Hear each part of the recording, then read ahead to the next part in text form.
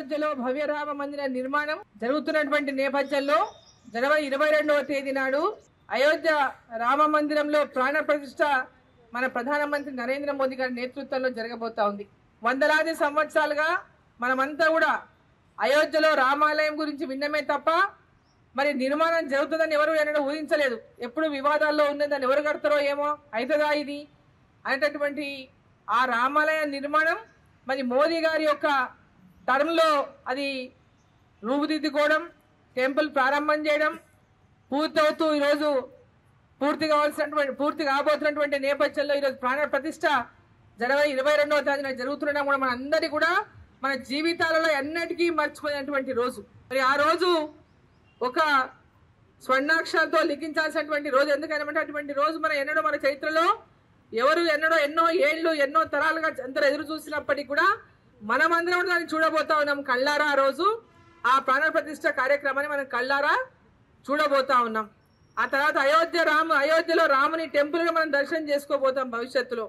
కాబట్టి అందరూ రేపటి నుంచే రేపు 14వ తేదీ నాడు అంటే వారం రోజులు 22వ తేదీ మనకు ప్రాణ ప్రతిష్ఠ ఉంది. కాబట్టి వారం రోజులు ప్రతిరోజు ప్రతి ఊర్లో ఉన్నటువంటి గుడులు, ప్రతి వాడలో ఉన్నటువంటి గుడులను శుభ్రం చేసుకొని ఆ వాతావరణం అంతా కూడా చుట్టుముట్టు కూడా పరిసరాలను శుభ్రం చేసుకొని ఒక పవిత్రమైనటువంటి దేవాలయాల ముందు పవిత్రమైనటువంటి వాతావరణం ఉండే విధంగా మనం ఏర్పాటు చేసుకొని ఆ శుభ్రంగా గుడి పరిసరాలను శుభ్రం చేసుకొని గుళ్ళను శుభ్రం చేసుకొని అక్కడ రోజు పూజా కార్యక్రమాలు నిర్వహించుకుంటూ మరి 22వ తేదీ నాడు పెద్ద ఎత్తున అన్ని గ్రామాల్లో అన్ని గుళ్ళలో మరి పెద్ద ఎత్తున పూజలు కళ్యాణాలు ఆ రోజు జరిగే విధంగా మనం అందరం పాల్గొంటూ మరి ఆ రోజు సాయంత్రం రామజ్యోతిని ప్రతి ఇంట్లో కూడా రామజ్యోతిని వెలిగించి శ్రీరాముని మన ఇంట్లోకి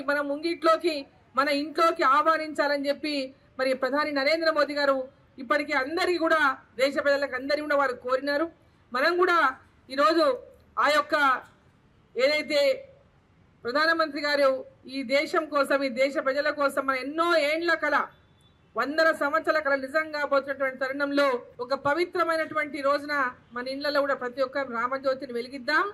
మన ఇంట్లో అందరి కూడా రాముని మన ఇంట్లోకి ఆహ్వానిద్దాం శ్రీరాముడిని అని చెప్పి శ్రీరాముల వారిని మన ఇంట్లోకి ఆహ్వానిద్దామని చెప్పి తెలియజేసుకుంటూ మరి బ్రహ్మాండంగా రేపటి నుంచే మరి ఈ కార్యక్రమాలు అందరూ ప్రతి చోట కూడా పాలుపంచుకొని మరి దేశమంతా ఈరోజు ఈ పండుగను చేసుకుంటున్నటువంటి నేపథ్యంలో మనమంతా కూడా ఈరోజు రాముల వారి అక్షింతలని ప్రతి గ్రామంలో ప్రతి ఇంటికి ఈరోజు వితరణ చేస్తా ఉంది. అయోధ్య రామ మందిరం కమిటీ ద్వారా వచ్చినటువంటి అక్కడ రాముల వారిని పూజించినటువంటి అక్షింతలు ఈ రోజు రాముల వారి ఆలయ నిర్మాణం కోసం ప్రతి ఒక్కరు ఎంతో శక్తి కొలది చందాలు ఇచ్చినారు.